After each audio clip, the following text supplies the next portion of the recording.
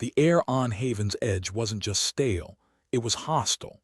Imagine a locker room after a game where the losers forgot to shower, then add the faint buzz of simmering human anxiety to the mix.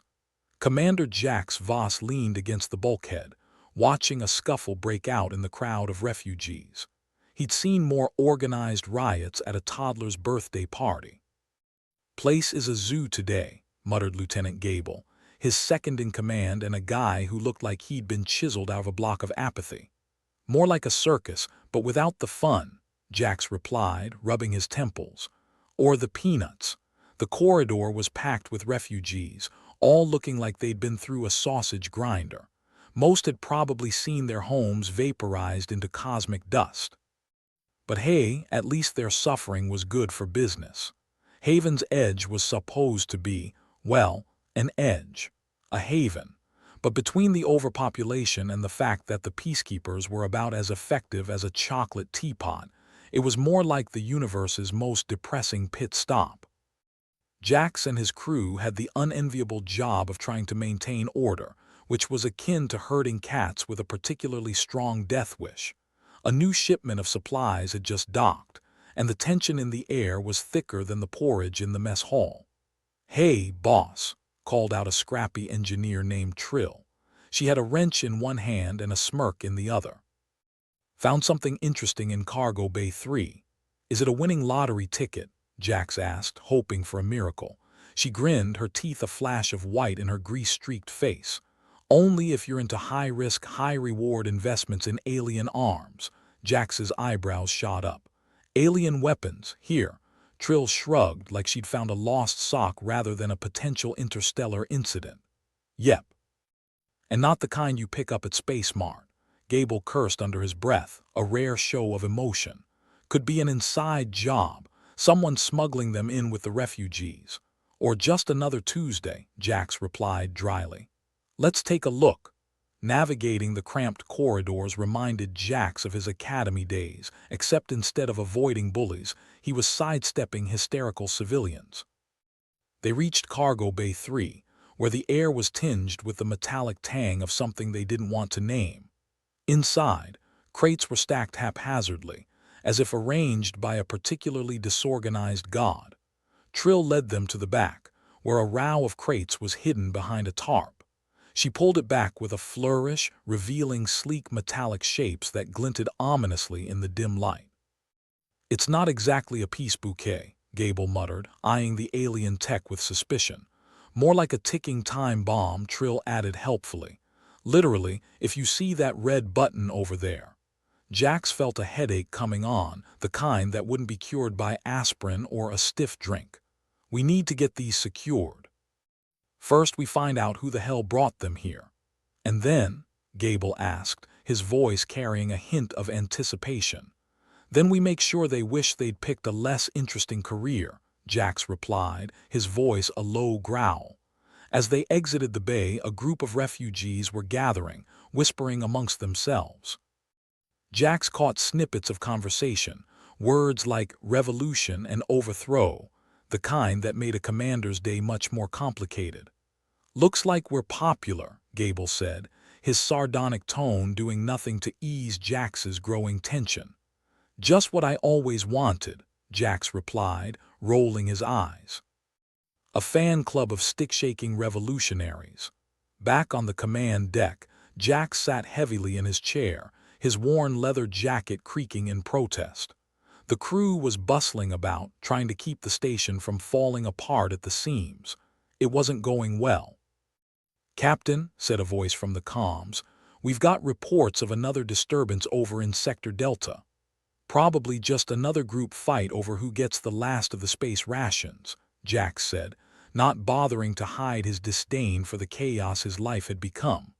"Or someone's finally had enough of the food," Gable added deadpan. "Can't blame them," Jax said. "Even the rats are boycotting it." The comms officer was new, a wide-eyed youth named Cal who looked about as comfortable as a cat in a room full of rocking chairs. Sir, should we send a team to investigate?" Jax sighed. "Might as well. Let's see what fresh hell awaits us there." As the crew prepared for yet another firefight that would probably end up being a glorified food theft, Jax's thoughts drifted back to the weapons cache. Aliens, conspiracies, and discontented refugees. Just another day at the asylum, masquerading as a space station. "Think we'll ever get a break?" Gable asked as they suited up for what was likely to be an unwelcome adventure. "Breaks are for the dead," Jax replied, "and I plan to stay alive long enough to really regret my life choices." With that, they headed out, ready to face whatever the universe had decided to throw at them this time. Because if there was one thing Jax was sure of, it was that things could always get worse.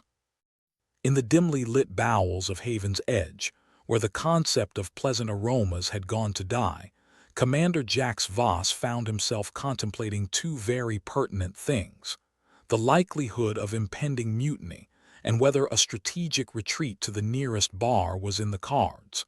Maybe not in that order. His musings were interrupted by the sound of something metallic crashing to the floor, a noise that was as familiar as it was foreboding. "One of these days, I'll get some peace and quiet," Jax said to no one in particular. "Right after I invent a time machine and go back to a time when people didn't suck." Lieutenant Gable, who had managed to cultivate an air of absolute indifference in the face of chaos, joined him with the grace of a man who had long since given up on optimism. "You know, you could just let them tear each other apart. Fewer mouths to feed." Jax chuckled, a sound more akin to a bark. "Tempting, but then I'd have to explain the bloodstains to command, and I'm fresh out of cleaning supplies." Their banter was cut short as Trill, the station's engineer with a knack for finding trouble, or creating it, skidded to a halt in front of them, panting like she'd sprinted a marathon. Her usual smirk was replaced by a rare look of concern, which Jax found unsettling, like seeing a clown without its makeup. "Got some news," Trill huffed, leaning against a bulkhead for support. "Heard a couple of the refugees talking about a plan to seize control of the station. Sounded like they've got backers too, real money. Jax didn't need this right now. Hell, he didn't need this any day. Fantastic, just what I needed. A bunch of wannabe rebels with delusions of grandeur. And more guns than sense," Gable added, arms crossed as if bracing for impact. "Because that always ends well." "Any idea who's behind it?" Jax asked, already dreading the answer. Trill shrugged, wiping a bead of sweat from her brow. "Not sure, but it's coming from someone inside, someone with access. We've got a rat on the ship." Jax felt the headache he'd been nursing flare up into a full-blown migraine, the kind that usually ended with the consumption of a regrettable amount of alcohol. "Great, just what we need, a traitor with a flair for theatrics." "Think it's tied to those alien weapons," Gable suggested, looking more alert than usual. "Might be they're planning something big." Jax nodded, considering the implications. "Could be. Which means we've got to shut this down before it turns into a full-blown circus." "Without the peanuts," Trill quipped, trying to lighten the mood with a grin that didn't quite reach her eyes. "Without the peanuts," Jax agreed. The trio made their way to the command center, navigating through the claustrophobic corridors that had become second nature. The refugees gave them a wide berth, probably sensing that these weren't the kind of people you wanted to cross on a good day, let alone a bad one. In the command center, Cal, the nervous comms officer, was practically chewing his fingernails to the bone. He looked up as they entered, relief washing over his face like a drowning man finding a life raft. "Gentlemen, lady," Jax said with mock formality, "we've got ourselves a little problem. A splinter group wants to take over the station. They've got weapons, a plan, and apparently an inside man, or woman." Cal paled, looking like he'd rather be anywhere else. "What do we do, Commander?" "We need to find out who's behind this and fast," Jax said, his mind already racing through possibilities. "Gable, get the security detail beefed up.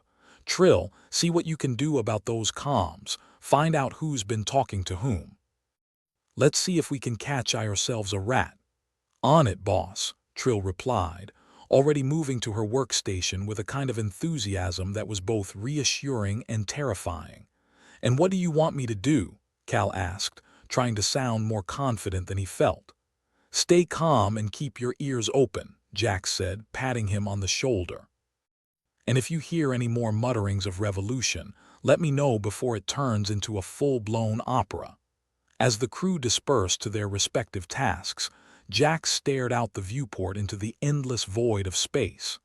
It was supposed to be peaceful out there, but today it felt like the universe was laughing at him, and not in a nice way.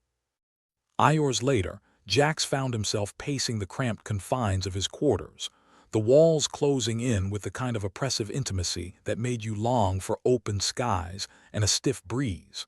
Not that he'd ever been much for nature, but even a man made of concrete could appreciate sunlight now and then. His thoughts were interrupted by the chime of the intercom. "Commander Voss, we've got something," Trill's voice crackled through the speaker. "Might want to get down here." Jax didn't need to be told twice. He made his way back to the command center, where Trill was hunched over a console, a tangle of wires spilling from beneath the panel like mechanical entrails. "Found a signal," she said without looking up. "Encrypted, but nothing a little elbow grease couldn't handle. It's not pretty, but I think we've got a name." "Lay it on me," Jax replied, mentally preparing for the worst. "Name's Ivo Marek," Trill said, tapping a few keys with the precision of a pianist. "Ex-mercenary, currently on our lovely station as a refugee, except he's got more credits in his account than we've got in our entire supply budget." Jax let out a low whistle. "And here I thought we were running a tight ship. Looks like he's been planning this for a while," Trill continued, her eyes scanning the screen. "Funds transferred from off-world accounts, probably meant to buy off some muscle." Gable, who had reappeared like a specter, leaned over Jax's shoulder. "Sounds like a job for station security." "Should we send a welcoming committee?" "More like a farewell party," Jax said, already plotting their next move. "But first, let's see if we can't have a little chat with our friend. Maybe convince him that we're not the easy targets he thinks we are." With a plan forming in his mind, Jax set about gathering a small team. They didn't have much time, and in the game of space station politics, the stakes were always higher than you wanted them to be. The air in the docking bay tingled with static energy, a symptom of the tension that had wrapped the station in a stranglehold. Jax stood with Gable and Trill, their expressions grim under the harsh fluorescent lights. "Ready?" Jax asked, though it was more of a formality than a question. "Always ready to ruin someone's day," Gable replied, checking his weapon with the casual ease of a man who'd seen one too many firefights. "Let's hope this guy's not as charming as he thinks," Trill commented, adjusting her tool belt as if it were a bandolier of grenades. They approached Marek's quarters, where the door slid open with a hiss that reminded Jax of a snake baring its fangs. Inside, Marek was lounging with the kind of nonchalance that suggested he either didn't know he was caught or didn't care. "Commander Voss," Marek said, looking up with a smile that was all teeth and no warmth. "To what do I owe the pleasure?" Jax crossed his arms, aiming for the kind of authority that didn't require the raising of voices or the drawing of guns. "I hear you've been busy, Marek, making friends, influencing people." "Planning on redecorating the station." Marek leaned back in his chair, the picture of smugness. "You could say that, but then you've been busy too, haven't you, keeping all those poor souls under your thumb." "Under my thumb is where they stay breathing," Jax replied, unfazed. "Something I'd like to continue. Let's skip the foreplay. You're planning a coup. I'm here to ask you to reconsider before things get messy." Marek chuckled, a sound that made Jax's skin crawl. "Why would I reconsider? The people are restless, Commander. They want change." "Change or chaos?" Gable asked, his voice low and dangerous. "Because we've got plenty of the latter. You think you can stop me?" Marek's eyes glinted with something that could have been madness or just terminal stupidity. "I've got people ready to fight for a new order. I think," Jax said, taking a step forward, "that we can make your life very uncomfortable, and I happen to be very good at that." For a moment, silence reigned, the kind of silence that precedes either understanding or violence. In the end, Marek did what all cocky bastards never expect to do. He hesitated. "Think about it," Jax said, his voice softer now. "You take over this station and what then? More refugees, more problems, you'll drown in them, or you can step back and let us handle things. Keep this station afloat." Marek's facade cracked just a little, enough for Jax to see the doubt creeping in. "Fine," Marek said at last, his bravado waning. "I'll back down, but this isn't over, Voss." Jax nodded. "I never thought it would be." As they left Marek's quarters, Trill glanced at Jax, a question in her eyes. "Think he bought it?" "Probably not," Jax admitted. "But it buys us time to figure out who else is in on this little game. Meanwhile, we've got a station to run," Gable added, ever the realist. "And a traitor to catch," Jax said, already feeling the weight of the task ahead. As they strode down the corridor, ready to face whatever fresh hell the universe decided to throw at them, Jax couldn't help but smile.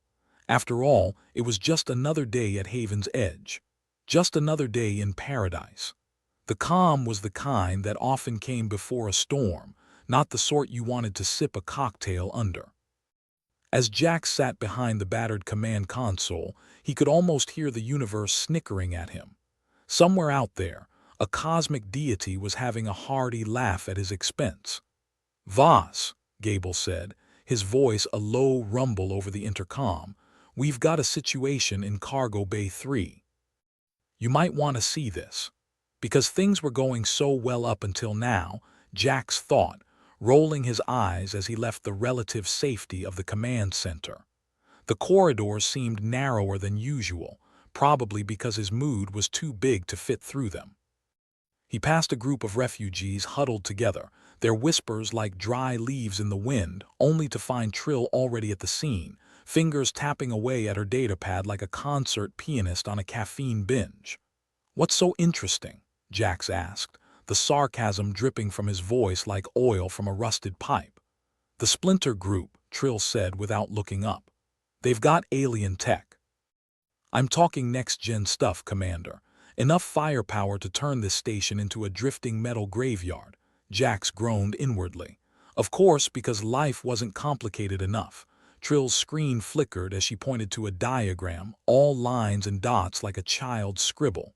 "They hacked into the defense systems. If they've got full control, we're in deep trouble." "Just great," Jax muttered. "Any idea how they managed it?" "Not yet," Trill said, eyes still glued to the screen. "But I'm working on it. If I can't break their encryption, we're toast." Jax nodded, already thinking ahead. "Gable, get a team ready. We might need to play hide and seek in the lower levels." "What, and miss the fireworks?" Gable called back, his voice all dry amusement. Jax managed a grim smile. "Wouldn't want you to feel left out." The next few moments were a blur of hurried footsteps and terse commands.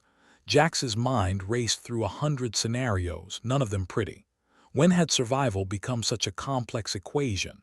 They gathered at the entrance of Cargo Bay 3, the door a silent promise of chaos within. Gable stood at Jax's side, weapon ready.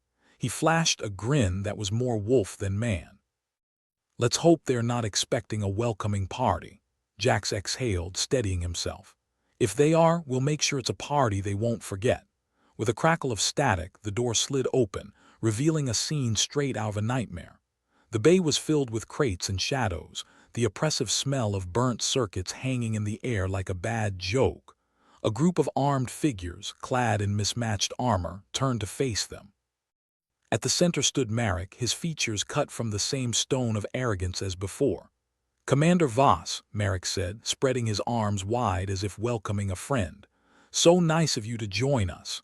"You know," Jax replied, stepping forward, "I was really hoping to avoid this kind of confrontation. Too much paperwork." Marek laughed, the sound bouncing off the walls. "I doubt you'll have to worry about paperwork where you're going." Jax caught a flash of movement from the corner of his eye. One of the rebels was raising a weapon, something that gleamed with alien menace. He moved without thought, signaling Gable to open fire. The room erupted into chaos, gunfire ripping through the air like the wrath of some vengeful god. Jax threw himself behind a stack of crates, the hard edges biting into his back. Somewhere nearby, Trill was cursing like a sailor, and Jax couldn't help the wry smile that slipped onto his face. Even on the brink of disaster, some things never changed. "You call this a plan?" Gable shouted, returning fire with the grim efficiency of a man who'd seen too much. "I call it improvisation," Jax shouted back, his voice barely audible over the din. They were outnumbered, outgunned, and frankly out of decent ideas. But Jax had never been one to go down without a fight. He popped up from behind his cover, took aim at the nearest hostile, and squeezed the trigger. "What's the plan, Commander?" Trill called out, her voice tight with tension. "Plan." "There's a plan," Jax quipped, ducking as a volley of plasma shots sizzled past his head. "We fall back to the lower levels, regroup, figure out how the hell we're going to stop this." "Sounds like my Saturday night," Gable muttered, his voice laced with deadpan humor. The retreat was anything but orderly. They moved through the station like rats in a maze, the echoes of pursuit nipping at their heels. Jax's mind was a whirlwind of strategies and what-ifs, each more desperate than the last. As they reached the entrance to the lower levels, Jax tapped his comm. "Ira, you there?" Lieutenant Ira Tamsin's voice crackled through, a lifeline in the chaos. "Here, sir, got some intel for you." "Hit me," Jax said, already half expecting the worst. "I've been digging through the comm logs," Ira explained. "Found something interesting. Encrypted messages between one of our own and an off-world contact. I think I've got our traitor." Jax paused, processing the information with the speed of a man who'd weathered too many storms. "Who?" "Zoran," Ira replied, the name a punch to the gut. "Our head of security." "Of course it is," Jax muttered, the weight of betrayal settling over him like a shroud. "Any idea what his next move is?" "Not yet," Ira said, the frustration clear in her voice. "But I'm on it." "Good work," Jax said, pushing back the anger. "Keep digging. We need to wrap this up before it spirals out of control." "Roger that," Ira replied, the line going dead with a click. Jax turned to his team, the shadows playing across their faces like actors on a stage. "Looks like we've got a snake in the grass, folks. Zoran's been playing both sides." Gable grunted, his expression hard. "Never liked the guy. Too many smiles for a man with nothing to say." "We'll deal with him," Jax said, his resolve hardening like steel. "But first we need to keep this station from falling apart." Their retreat took them deeper into the bowels of Haven's Edge, where the air was thick with the stench of oil and neglect. Jax's skin prickled with the feeling of being watched, but he pushed it aside.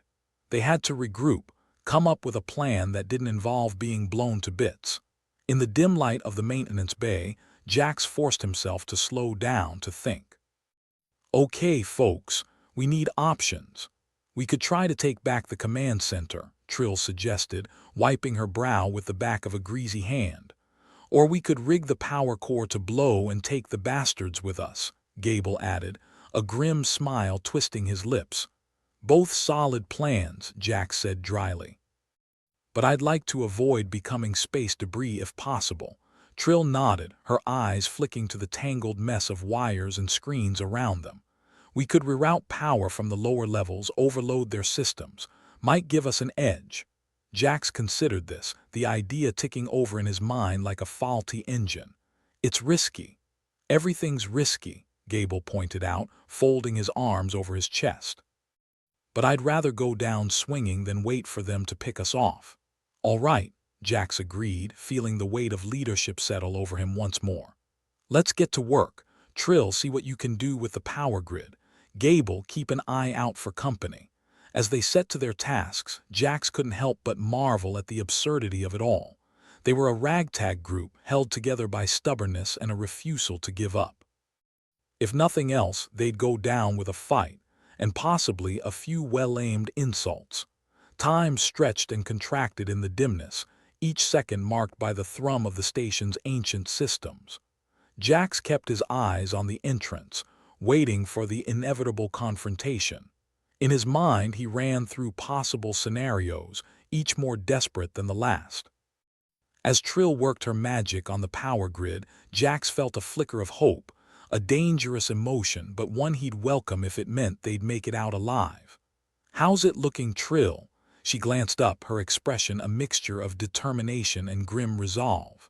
"We're almost there. If this works, it should give us just enough time to hit them where it hurts." "Good," Jax replied, his mind already leaping ahead to what came next. "Once we've got the upper hand, we find Zoran. Make sure he pays for his betrayal." Gable grunted in agreement, his weapon held loosely at his side. Nothing like a little justice served with a side of vengeance. "Let's hope we live long enough to see it," Jax said, the words a quiet prayer to the void. The minutes ticked by, heavy with anticipation. The world outside their makeshift sanctuary was a storm waiting to break, but Jax held his ground, determined to see it through.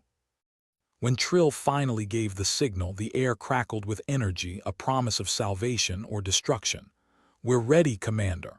"All right, folks," Jax said, feeling the weight of the moment settle over him like a cloak. "Let's make this count." The plan was madness, a gamble as reckless as it was desperate, but in a universe that seemed determined to crush them, it was all they had. As they stepped out into the corridor, Jax felt a fierceness rise within him, a fire that refused to be snuffed out. This station was their home, their last holdout against the chaos that threatened to swallow them whole, and he'd be damned if he let it slip away without a fight. They moved with purpose, a grim determination etched into their every step. This was their chance, perhaps their only chance, to turn the tide. As they approached the heart of the station, the air hummed with the promise of battle. Jax felt a familiar calm settle over him, a reminder that even in the darkest moments they were far from helpless. There was work to be done, battles to be fought, and as long as they drew breath, they'd fight to keep the darkness at bay. The station shivered, as if it knew what was coming and was just as eager to get it over with. Or maybe it was just dying, which would have been a more fitting response to the hell we were about to unleash. "Powers rerouted," Trill said, snapping the datapad shut with a decisive click. "Now, we just have to hope their systems don't have a death wish." Jax gave her a nod. "And if they do, then we add fried aliens to the menu," Gable chimed in, shouldering his weapon like he'd just been told the bar had run out of his favorite drink. "You're all heart, Gable," Jax replied, shaking his head. "I'm sure the universe will reward your compassion one day." They moved out, slipping through Haven's Edge's bowels with all the stealth of a herd of elephants in a china shop. The station creaked around them, the air filled with the smell of melted metal and desperation. No one had bothered to change the air filters since the last time someone decided to blow something up. In other words, a typical Tuesday. The corridors were narrow, claustrophobic, like they were designed by someone who took one look at human comfort and said, "Nah, let's make it worse." Jax kept his eyes peeled, ears tuned for any hint of an ambush. The Splinter Group would be expecting them to do something reckless. They just needed to be a little more reckless than expected. "Keep your eyes open," Jax said, which was great advice unless you were hoping not to see the inevitable doom bearing down on you. "Tamsin, any updates on our friendly neighborhood trader?" Ira's voice crackled through the comm, barely audible over the station's groans. "Zoran's holed up in the security bay. Looks like he's making nice with our uninvited guests." "Of course he is," Jax grumbled. "I bet he's offering them tea and biscuits." "If by tea and biscuits you mean control over life support, then yeah," Ira replied with a snort. "He's got them by the short and curlies." "Charming," Gable muttered. "Remind me to send him a thank you card." The plan, if you could call a half-baked scheme a plan, was simple: hit them hard, hit them fast, and hope they didn't hit back harder. Jax knew the odds were stacked against them. The Splinter Group had the numbers, the firepower, and apparently the station's head of security. But they had Trill, a handful of other brave fools, and a taste for chaos. Sometimes that was enough. "All right, folks," Jax said, adjusting the grip on his blaster. "Time to show these bastards what we're made of." They reached the security bay with surprising ease, the door already half open. Either they hadn't expected company or Zoran was just that sloppy.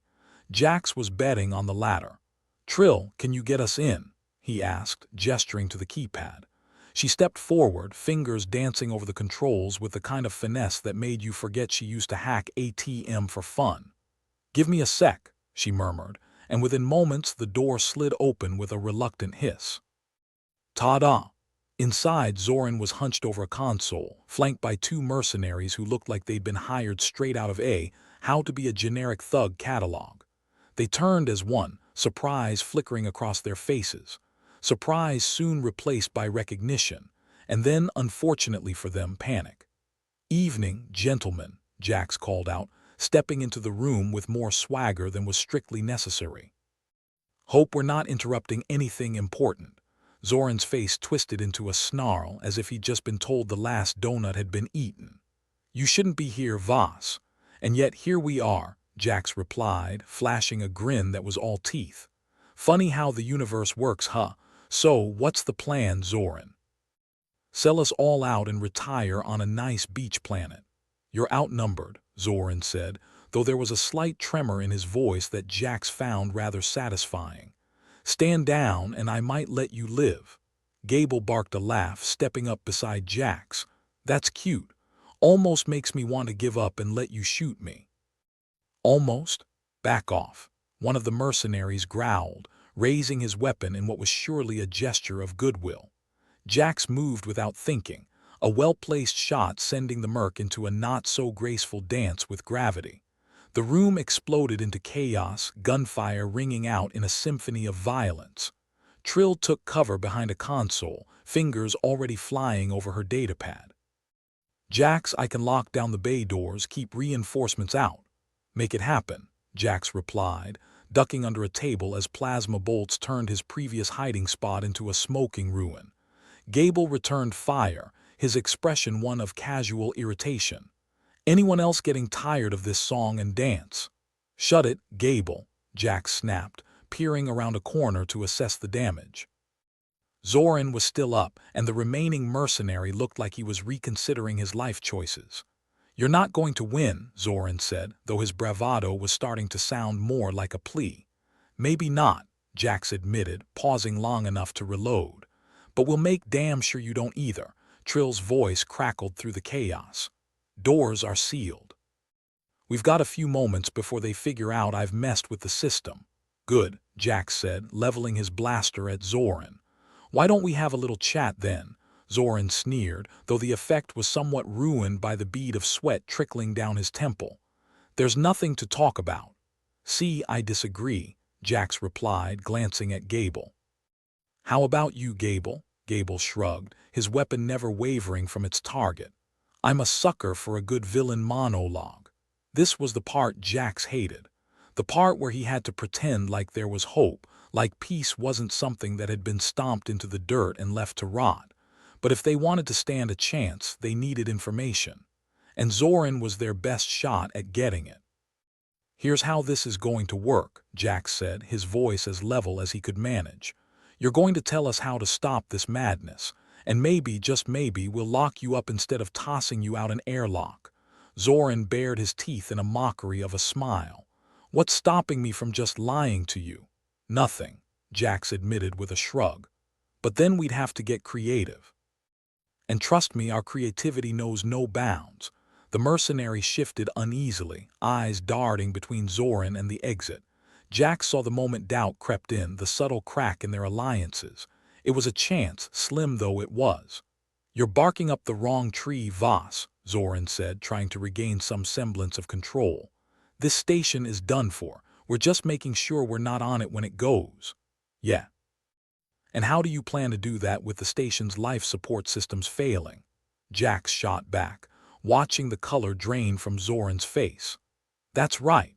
The Splinter Group doesn't even know what they've got their hands on, do they?" Zoran's bravado faltered, and he glanced at the remaining mercenary, who was now looking as useful as a screen door on a spaceship. "You're bluffing. Try me," Jax replied, tapping his comm. "Tamsin, how's it looking up there?" Ira's voice came through, strained but determined. "The systems are in worse shape than we thought, Commander. We've got maybe an hour before everything goes to hell." Jax turned back to Zoran, letting the weight of the situation settle in. "Clock's ticking, Zoran. You can either help us fix your mess, or you can explain to whatever gods you believe in why you went down with the ship." For a moment, Jax thought he saw something human flicker in Zoran's eyes. Fear, maybe, or regret. But just as quickly it was replaced with the steely resolve of a man who'd made too many bad choices. "Fine," Zoran spat, his voice thick with defeat. "I'll tell you what you need to know. But after that, we're square." Jax nodded, motioning for Trill to take over. "Square as a circle, but sure. Let's hear it." Trill stepped forward, datapad in hand, ready to extract whatever secrets the traitor had to offer. They'd made it this far, and with any luck, and a bit of that reckless courage they'd become known for, they'd make it out with their lives. Because when you're up against enemies who've got nothing left to lose, sometimes you just have to beat them at their own game. Hell, they'd already started. Now, it was time to finish it. The reactor core of Haven's Edge was about as inviting as a coffin with mood lighting.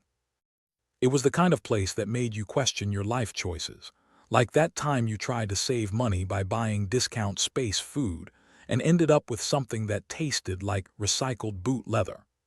Jax Voss stood amidst the tangled mess of cables and conduits, his team scattered around him like pieces of a puzzle no one wanted to solve. The place was a disaster waiting to happen. Hell, it was a disaster already happening, just at a leisurely, agonizing pace. They were cornered, and the splinter group was closing in like vultures circling a very dead idea. "Anyone else getting the feeling we're the last rats on a sinking ship?" Gable commented, leaning against a console that looked about ready to give up on life. The lieutenant had a knack for stating the obvious, and Jax appreciated that about him. Obvious was comforting. Comforting was rare. "More like we're the cheese," Trill replied, not looking up from her datapad. She was elbow-deep in trying to reroute power from somewhere that wasn't about to explode. "And these guys are lactose intolerant." Jax glanced at her, raising an eyebrow. "You know, I always did think we had a certain aroma." "Focus, people." Ira's voice crackled through the comms, her usual chipper tone replaced by something more akin to hopeless resignation. "The splinter group is about 10 minutes out, and they don't look like they are here for a friendly chat."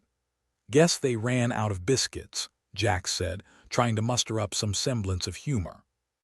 In truth, he felt like he was juggling live grenades with the pins pulled, and optimism was on its last leg. "What's the plan, Voss?" Gable asked, eyes scanning the room like he might find salvation hiding behind a pile of scrap. "I'm fresh out of inspirational speeches." "Join the club," Jax muttered, running a hand through his hair. He turned to Trill, who was still absorbed in her work. "How's it looking? Can we shut down the alien tech before they reach us?" Trill paused, tapping a few more commands into her datapad. "We might be able to disable some of their systems remotely, but it's a long shot. And by long, I mean you'd have better luck playing poker with a straight flush." "Well, I did once win a hand with nothing but a pair of socks," Jax said, more to himself than anyone else. "All right, here's what we're doing.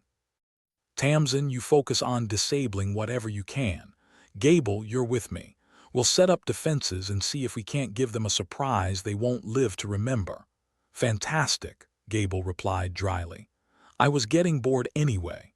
"You know," Trill said, glancing up from her work with a wry smirk, "if this plan fails, at least we'll go out in style. And by style, I mean a fiery ball of screaming plasma." Jax chuckled, though there was little humor in it. "If we're lucky, we might even take a few of them with us." Morale was in the gutter, and everyone knew it. The kind of gutter that had seen better days, like back when it wasn't filled with the refuse of galactic despair. But Jax had long since accepted that hope was a luxury they couldn't afford. Survival, on the other hand, was a necessity. As they worked, the station continued to make noises reminiscent of a dying whale. A whale that had taken up smoking and regretted life choices that led it to partake in heavy machinery combat. The air was thick with tension and the ever-present stench of ozone. "Hey, Jax," Ira's voice cut through the morose silence. "Any chance you want to reconsider your career? I hear asteroid mining's looking for more hopeful souls." "Pass," Jax replied, readying his blaster.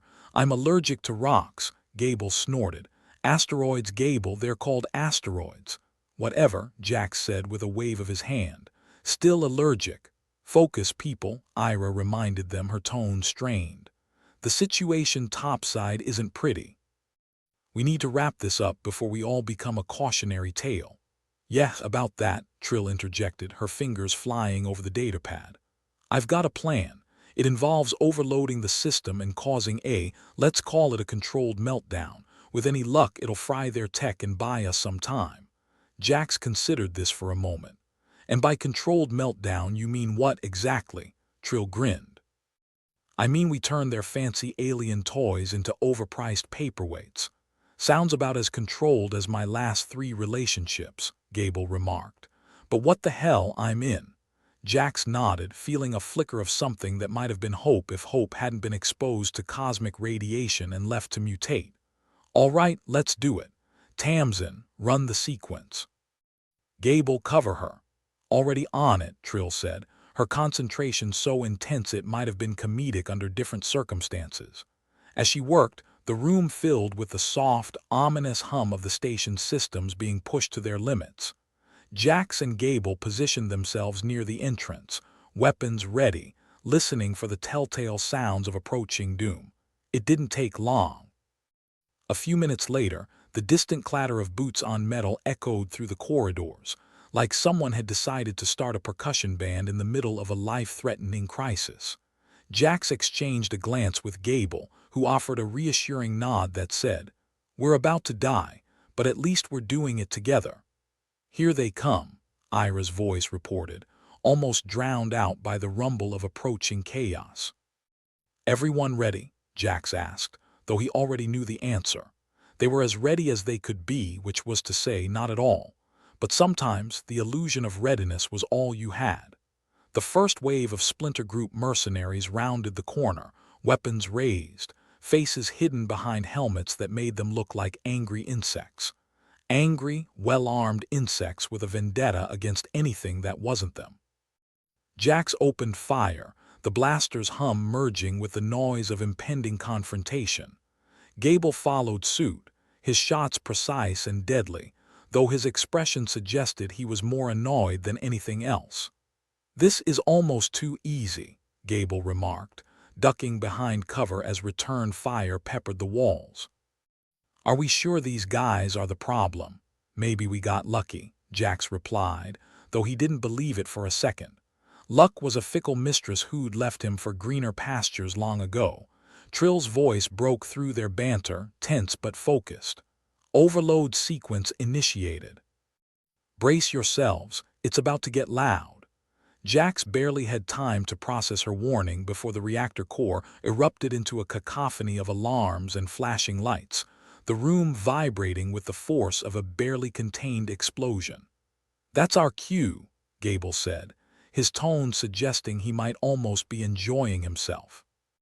"Let's make this memorable."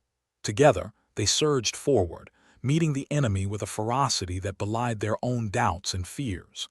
Plasma bolts flew, the air thick with the smell of burning circuitry and regret.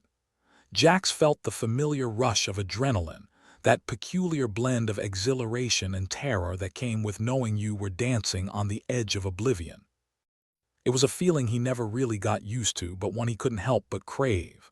"Keep pushing," he shouted, his voice barely audible over the chaos. "We're not done yet." The Splinter Group was tenacious, but Haven's Edge had a way of wearing down even the most determined adversaries. Jax and his team moved like a well-oiled machine, their actions synchronized by necessity rather than practice. "Trill, how much longer?" Jax called out, reloading his blaster with practiced ease. "Almost there," she replied, not missing a beat. "Just keep them off my back a little while longer." Gable chuckled, a sound that was more grim than amused. "No problem, I've got enough anger to share." The battle raged on, a symphony of violence that threatened to drown out rational thought.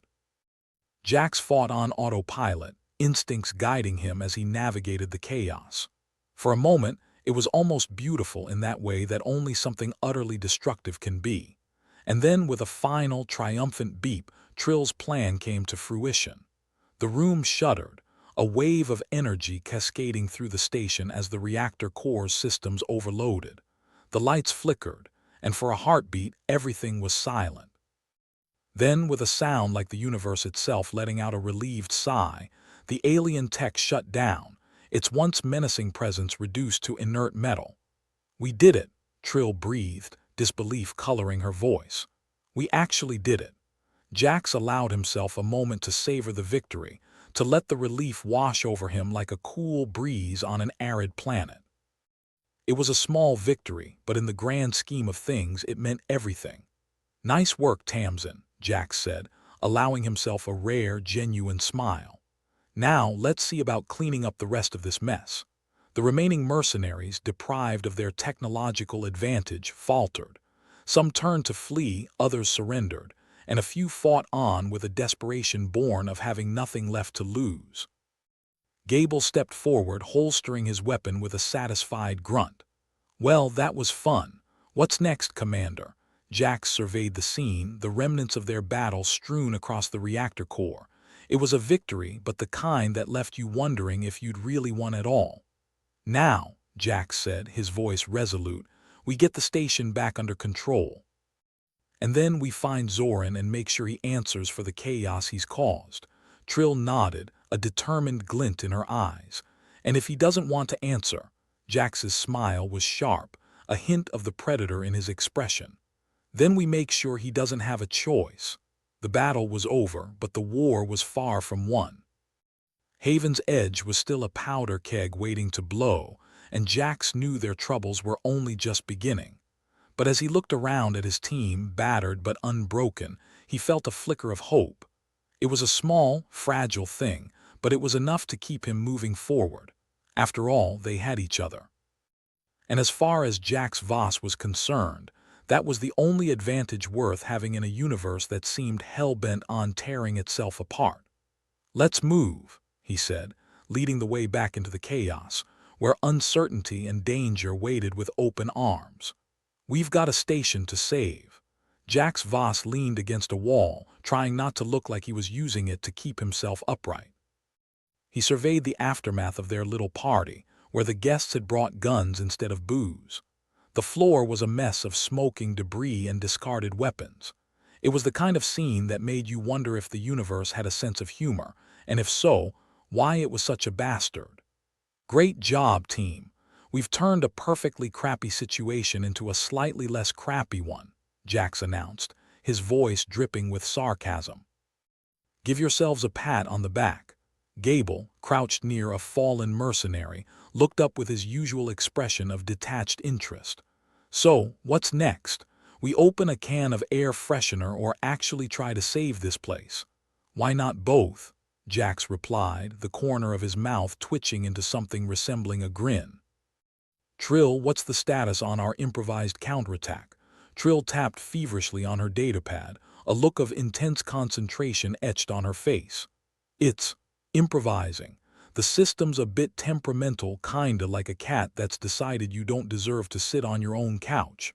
"So, it's hissing and trying to scratch our eyes out?" Gable asked, his eyebrows climbing. "More like it's ignoring us and going about its business," Trill replied, her fingers never stopping. "But if I can just reroute the—" A shower of sparks erupted from a nearby console, cutting her off. Everyone instinctively ducked, though Jax suspected if the console really wanted them dead, it would have aimed better. "Looks like the station's got its own pyrotechnics show planned," Jax noted dryly. "Let's not get front row seats." Ira's voice crackled over the comms. "Hey, good news. Your little meltdown show has drawn most of the mercs away from the reactor core. Bad news, they're headed toward life support, like flies to a picnic with extra juicy potato salad." "Great. So we stopped them from setting the house on fire, only to invite them to the kitchen for a knife fight," Gable muttered, running a hand through his perpetually disheveled hair. Jax straightened, his mind shifting gears. "Guess it's time for us to do some kitchen duty. Trill, keep tinkering with that system. Maybe you can convince it to join our side. Gable, you're with me." "And here I thought you'd never ask," Gable replied.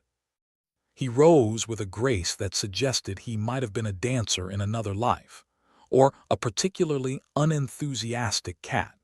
They moved through the corridors of Haven's Edge, Jax's mind racing through scenarios like a gambler about to roll the dice one last time. The station groaned around them, the walls whispering secrets of a time when things worked as they should, instead of holding together like a patchwork quilt made by a drunk. As they approached life support, the air grew thicker, not with tension, but with a subtle, metallic tang that suggested things weren't exactly running smoothly. Not that Jax expected anything less. If he ever found a place that worked properly, he'd probably die of shock. Life support's just up ahead, Ira's voice came through the comms. Heads up, Zoran's got a welcoming committee waiting for you. Of course he does, Jax muttered. Wouldn't want us thinking we're unwelcome guests. They arrived at the entrance to life support, where a handful of mercenaries were lounging about as if they hadn't a care in the universe. Jax's heart thudded in his chest, but he pushed it aside. Fear was for later when he had the luxury of examining his own mortality. All right, Gable, time to show these guys why they picked the wrong daily grind, Jax said, his voice low and steady. Gable nodded, a wicked glint in his eye. Let's give them something to remember us by. Jax and Gable burst into the room, weapons blazing. The mercenaries, caught in the middle of what might have been a riveting discussion on the merits of mercenary work, scrambled for their guns. Too slow, though. Jax and Gable were already upon them, a symphony of blaster fire and shouted curses filling the air. Jax ducked behind a console, firing over it with one hand while the other clung to a control panel for dear life. Gable, try not to get yourself killed. I can't deal with the paperwork. You know me, Gable retorted, weaving through the chaos with an agility that belied his offhand demeanor. I'm allergic to being a corpse. The fight was over almost as quickly as it had begun. The mercenaries lay scattered around the room, their helmets still obscuring faces that Jax wouldn't have recognized anyway.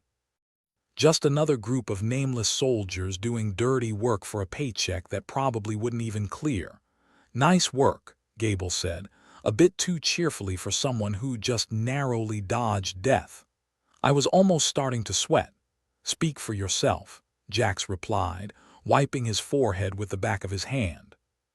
If this keeps up, I'll need a new shirt. He moved to the life support control panel, which flashed a series of increasingly angry warnings at him. Jax could relate. He was feeling a bit tetchy himself. Trill, I've got the life support controls here, but it looks like Zoran's put a hold on movie night. Any chance you can override it? Trill's voice came back, a mix of determination and exasperation. Sure, just let me get out my magic wand and poof. Oh wait, I'm fresh out. Gimme a sec to hack into their system. Jax gave the panel a skeptical look, half expecting it to bite him. No rush, it's not like the air's getting any fresher. As they waited, Gable leaned against a wall, his expression one of practiced indifference.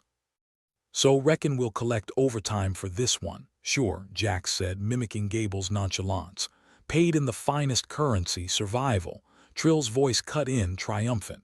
Got it, you've got access to life support. And by access, I mean you can fiddle with the buttons and hope for the best. Jax let out a breath he hadn't realized he'd been holding. Good work, Trill. Now let's see if we can't make life support do more supporting and less threatening. We'll just tweak this and that, Gable muttered, peering over Jax's shoulder. Maybe add a little sprinkle of please don't kill us. Jax adjusted settings, trying to keep his hands steady despite the adrenaline coursing through him. The system reacted, a series of green lights flickering on like stars in a particularly forgiving sky. The air began to feel a little less hostile, though still carrying that familiar scent of ozone and impending doom. Life support stable, Jax announced, turning to Gable. For now, anyway. Always a catch, isn't there? Gable remarked, his tone as dry as the Sahara. Guess we should see about finding Zoran before he decides to redecorate the station in our blood. Good idea, Jax agreed, though his voice lacked the enthusiasm of someone truly eager to find a backstabbing traitor. Let's go explain the finer points of loyalty to our friend Zoran. They moved with purpose now, Gable leading the way with the swagger of a man who'd been told he had nothing left to lose. Jax followed, his mind already turning over potential contingencies like a gambler stacking a deck. As they navigated the labyrinthine corridors, Jax couldn't shake the feeling that they were being watched. It was the kind of feeling that usually preceded a bad day, and given their track record, that was saying something. "Trill, Ira, any updates?" Jax asked into his comm, hoping for some good news to offset the creeping dread. Ira's voice came through, a touch breathless. "Still working on pinpointing Zoran. He's a slippery bastard, but he can't hide forever." "Don't worry, Ira, we'll find him," Jax said, injecting a confidence into his tone that he didn't entirely feel. "And when we do, he'll wish he'd stuck to solitaire instead of playing chess." They came upon a door, nondescript except for the keypad blinking its red disapproval at them. Gable gave it a hard look, the kind you reserve for an uncooperative vending machine. "Locked, of course it is." "Trill, think you can give us a hand here?" Jax asked, hoping she had some magic left in her digital wand. "On it," Trill replied. A few moments later, the keypad blinked green, the door sliding open with a reluctant hiss. Beyond was a room that might have once served a useful purpose. Now it was Zoran's hideout, littered with datapads, alien tech, and the kind of mess that suggested he'd been here playing mastermind instead of tidying up. "Looks like home sweet home," Gable said, stepping inside. "Where's our gracious host?" Jack scanned the room, eyes narrowing. "He's around here somewhere, probably licking his wounds." A soft click echoed through the room and Jack spun, his blaster at the ready. Zoran emerged from the shadows, his hands raised in a gesture that might have been surrender, but Jax knew better than to assume.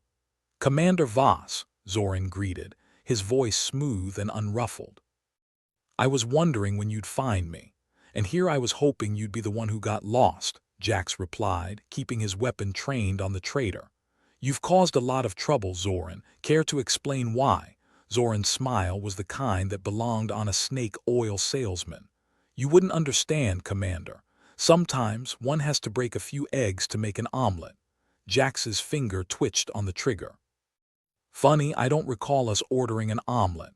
Gable moved to flank Zoran, his expression one of bored menace. "You know, I think it's time you explained yourself, and do try to keep it entertaining. We've had a long day." Zoran shrugged, a gesture that suggested he couldn't care less about their fatigue. "It's simple. Survival. You think we're safe here. This station's a death trap, and if you can't see that, you're blind."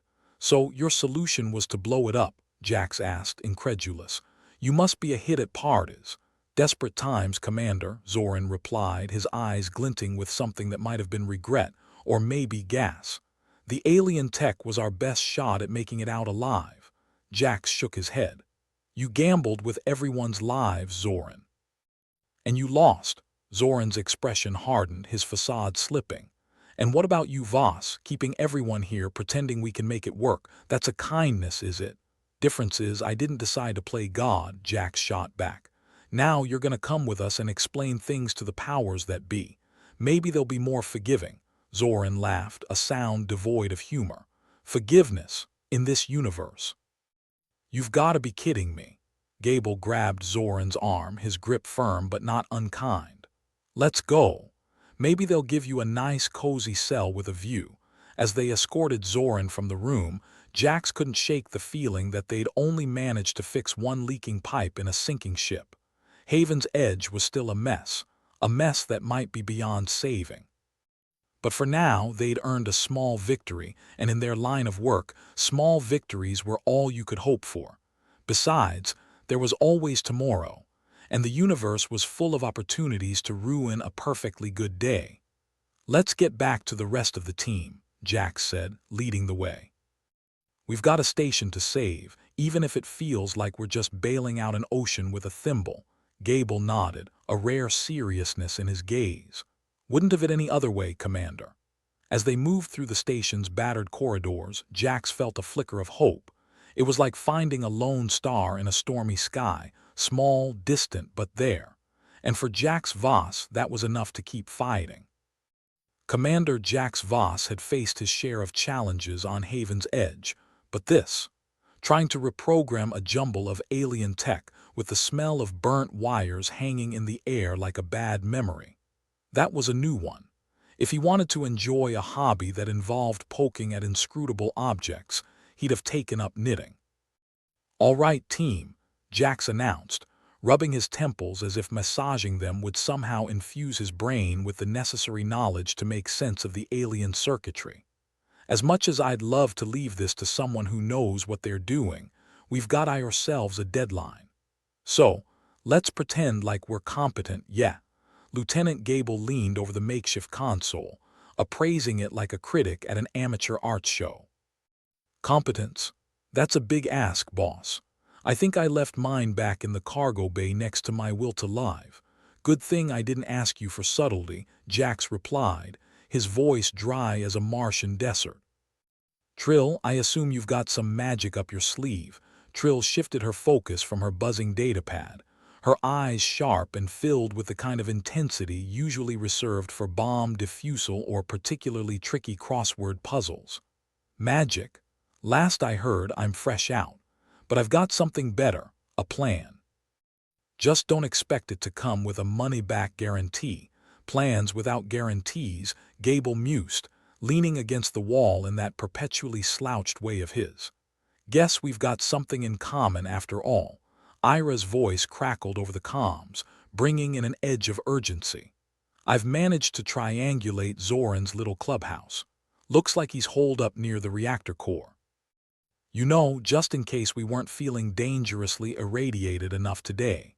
"Great," Jax replied, sarcasm coating his words like a layer of protective varnish. "Nothing like a bit of nuclear glow to brighten up our chances." They moved swiftly through the station, the corridors echoing with their footsteps and the occasional groan of metal straining against the vacuum of space. Every step was a reminder of how much the odds were stacked against them, but that was pretty much par for the course in Jax's life. "Gable, you've got the left flank," Jax ordered as they approached the reactor core's entrance. "You see any more of those mercs, remind them we don't issue refunds for self-inflicted injuries."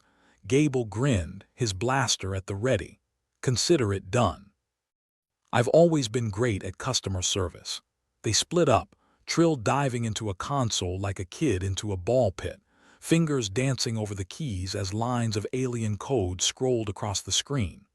"All right," she muttered to herself, "time to make this tech my very confused friend." "Friendly fire's the only kind I'm interested in today," Jax said, glancing back at her work. "Meanwhile, I'll see if I can't convince Zoran to come out and chat. Maybe even sign a peace treaty, assuming he's in a generous mood." He moved cautiously, sticking to the shadows. Reactor cores were never known for their welcoming atmosphere. This one was colder than the reception he got at his last high school reunion. As he rounded a corner, a blaster bolt whizzed past his ear.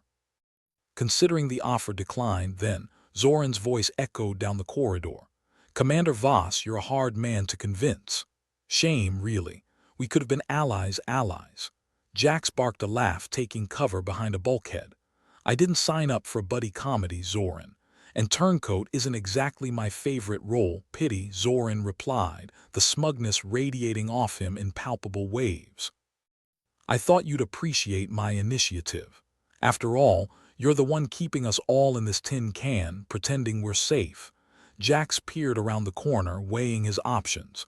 Of course it had to be a Mexican standoff next to a reactor core. "Yeah, I'm the optimist here. Let me tell you, I'm about ready to nominate myself for most likely to die because of someone else's stupidity." A soft beep on his comm drew his attention. Trill's voice was a lifeline amidst the chaos. "I've managed to access the alien tech systems. Just need a few more seconds to disable the nasty bits." "Seconds are in short supply," Jax muttered, ducking back as another bolt sang past him. "Zoran's less of a talker and more of a shoot-you-in-the-face kind of guy. Give me 30 seconds of not dying and I'll give you control back," Trill promised, her voice tight with concentration. Jax risked another glance trying to locate Zoran without getting his head blown off. "Hey Zoran, how about we skip the dramatics and you just throw down your weapon? Why would I do that?" Zoran called back, his tone mocking. "You're outgunned." "I'm always outgunned," Jax replied, annoyance lacing his words. "Figured maybe today would be different, Commander. You must know by now," Zoran taunted. "Sometimes the only winning move is not to play." "Yeah, well, I never got the hang of chess," Jax called back, shifting his position. "I'm more of a checkers man. Simpler rules, more direct." "Let's keep this game straightforward." A sudden, gentle vibration coursed through the station, a hum of something coming online. Trill's voice came again, triumphant. "We've got control. Alien tech is now in our hands, Commander. Feel free to make your move." Jax grinned, though the expression was more wolfish than friendly. "Hear that, Zoran? We've just evened the playing field. Maybe now you'd like to reconsider your choice of alliances." Zoran's laughter was hollow, echoing through the corridors. "You think you've won, Voss? This is just the beginning. Beginning, middle, end," Jax said, stepping out of cover. "Ends all look the same when everyone's dead." Gable and Trill flanked him, their weapons at the ready. Zoran was cornered, backed against the bulkhead with nowhere left to run. Jax advanced slowly, eyes locked with Zoran's, reading the defeat in his posture. "It didn't have to go down like this," Jax said, his voice almost a whisper, the weight of the station pressing down on them all. "No, it didn't," Zoran agreed, lowering his weapon with a resigned sigh. "But desperate men do desperate things. Tell me something I don't know," Jax replied, cuffing Zoran with a smooth efficiency. He gestured to Gable to secure the scene while he took a moment to catch his breath. Ira's voice buzzed in his ear, a sense of relief evident in her tone. "Looks like you've done it, Jax. You've got control back. Zoran's been neutralized." Jax nodded, though no one was around to see it. "Yeah, for now. But we've still got a long way to go to make sure this station doesn't become our tomb." They began the trek back through the claustrophobic corridors, Zoran in tow, subdued and silent. Jax tried to shake off the feeling of unease, like a shadow he couldn't quite escape. "Feels like we've been cleaning up after a party we weren't invited to," Gable remarked, his voice carrying a note of dark amusement. "And the host is a real bastard. Story of our lives," Jax replied, the corner of his mouth twitching into a semblance of a smile. "Let's just hope we get invited to a better one next time." As they reached the command center, Trill's fingers were already flying over the controls, ensuring the systems were stable and that life support wasn't about to take a nosedive again. The air was a little less oppressive, though the scent of ozone lingered like an unwelcome guest. "So what now?" Gable asked, leaning back in his chair with a practiced ease. "Do we get to retire early, or are we still on the clock?" Jax glanced at the screens, the station systems slowly realigning under their control. "Now, we regroup. Figure out what else needs fixing before the universe decides to throw another wrench into our gears." Zoran sat quietly, his expression unreadable. Jax met his gaze, a silent understanding passing between them. Both knew that in this unforgiving expanse of space, survival was a game without guarantees and alliances were as fleeting as a breath in the void. "Trill, make sure we've got everything under control," Jax said, turning his attention to the task at hand. "And see if you can get us some good news for once." Trill nodded, her focus unwavering.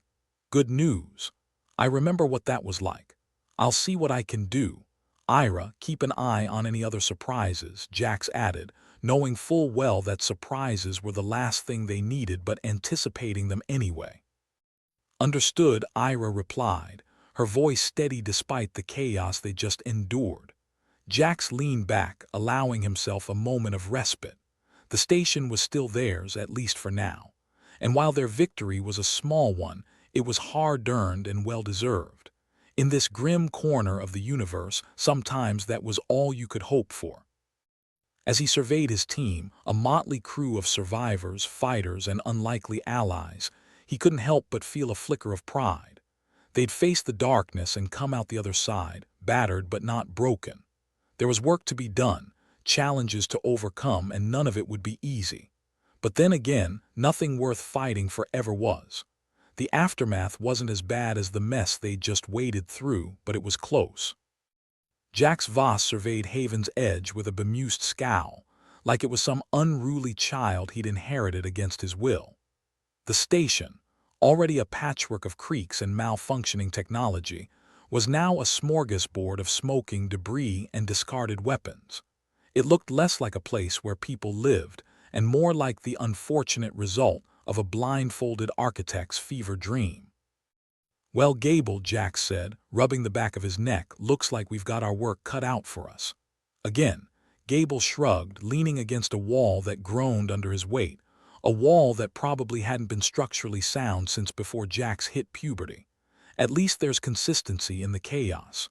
Like an old friend that won't leave your house, or a fungus," Jax offered with a tight grin.